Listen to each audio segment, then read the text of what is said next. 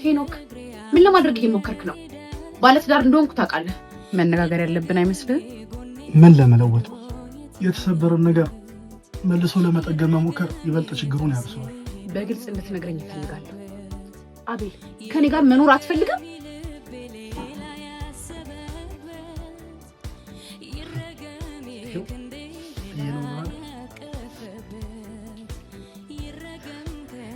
እኔ ምንም እየገባኝ አይደለም። ቆይ ያንተን ጥፋት ወደ እኔ ለማድረግ እየሞከርክ ነው? አቤል ለትዳሬ ምን ያክል ታማኝ እንደሆንኩኝ ካንተ በላይ ምስክር የለም።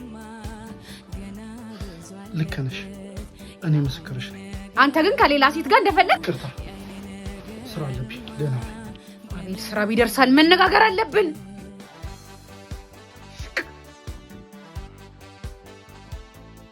ሄኖክ ትመጣልኛለህ?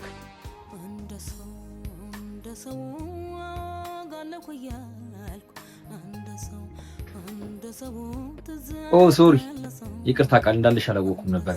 በቃ ተመልሼ እመጣለሁ። ጆይ ምን አጣ? አንድ ስልክ አልነሳ ብሎኝ በአንተ ልደውል ነበር የመጣሁት። ችግር የለውም በጻፊያ ስልክ እደውላለሁ። መልካም ቀን ቃል።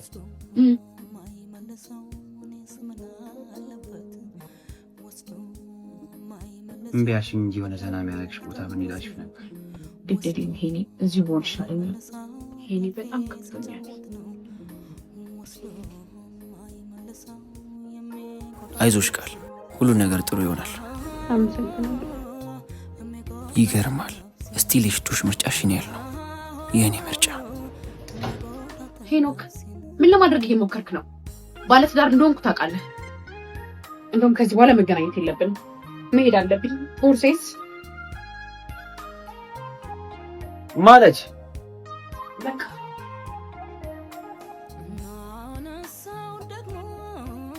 እናንተ እኮ ለብዙዎች ምሳሌ መሆን የምትችሉ ባለትዳሮች ናችሁ አይደል? ምሳሌ ቢሉ ምሳሌ መስልህ? ምንድነው ቃል? የተፈጠረ ችግር አለ እንዴ? ችግር የለም፣ በጣም ሰላም ነን። አልመሰለኝም። አቤል ያለው ወትሮ መጠጥ አብዝቷል። ምን ሆንክ ብለው መልሱ ምንም ነው። ችግር ቢኖር እኮ ይነግርህ ነበረ። በጣም ሰላም ነኛ፣ አትጨነቅ ጆርጅ። ይቅርታ ለጥያቄው። ምናልባት ልጅ ያለመውለዳችሁ ችግር የፈጠረባችሁ ነው እንዴ? ልጅ እኮ ቤት ያሞቃል። ለምን አትወልዱ?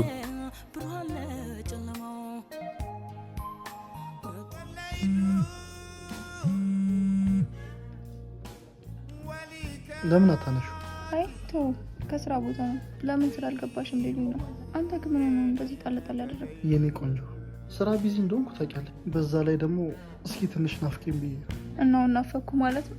ከቃል በላይ ከኔ በጣም ቆንጂት ምን ነው ስልክ አላነሳማ?